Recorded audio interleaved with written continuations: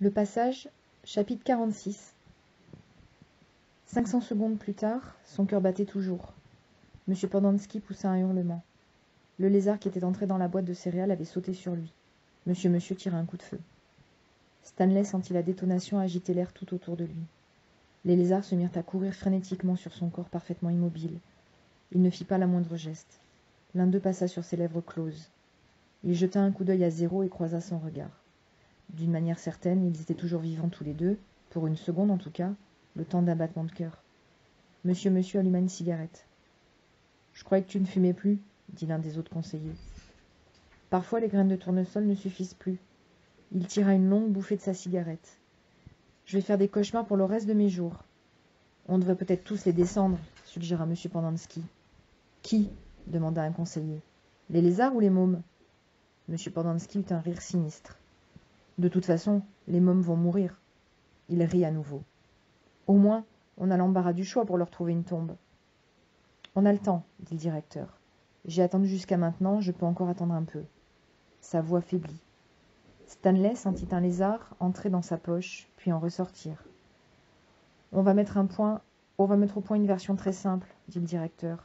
« Cette femme va poser beaucoup de questions. L'AG va sûrement ordonner une enquête. Alors voilà ce qu'il faudra dire. Stanley a essayé de s'enfuir en pleine nuit, il est tombé dans un trou, et les lézards l'ont mordu, c'est tout. On ne leur donnera pas le corps de Zéro. Zéro n'existe pas. Comme a dit maman, on a l'embarras du choix pour lui trouver une tombe. Pourquoi aurait-il pris la fuite s'il savait qu'il allait être mis en liberté aujourd'hui ? Demanda M. Pendanski. Qui peut le savoir ? Il est fou. C'est pour ça qu'on n'a pas pu le libérer hier.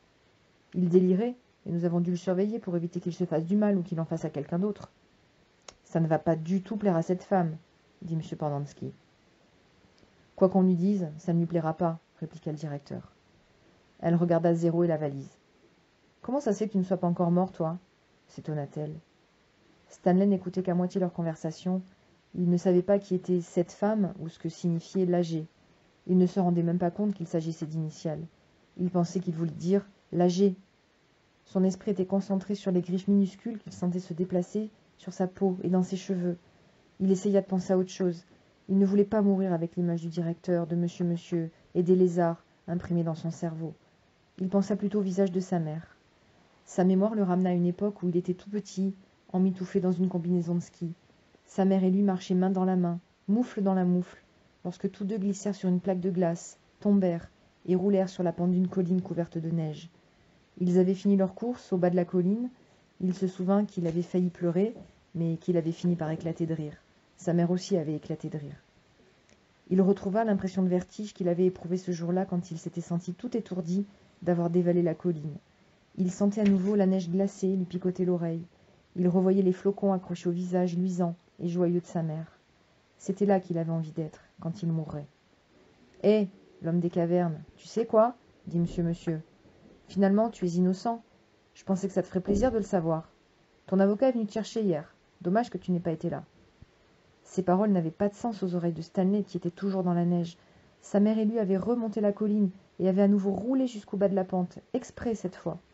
Ensuite, ils avaient bu du chocolat chaud et mangé plein de marshmallows fondus.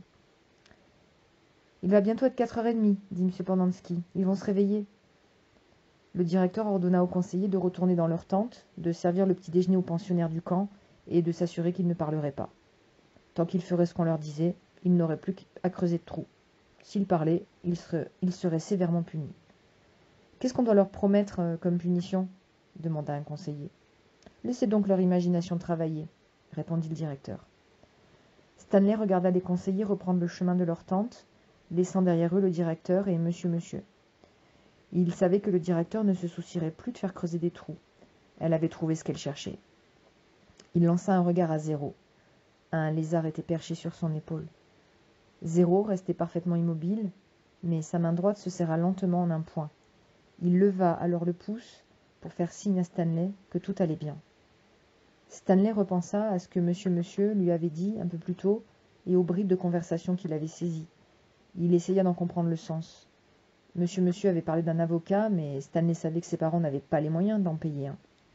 Ses jambes lui faisaient mal d'être demeuré si longtemps raide. Rester debout sans bouger était beaucoup plus fatigant que de marcher.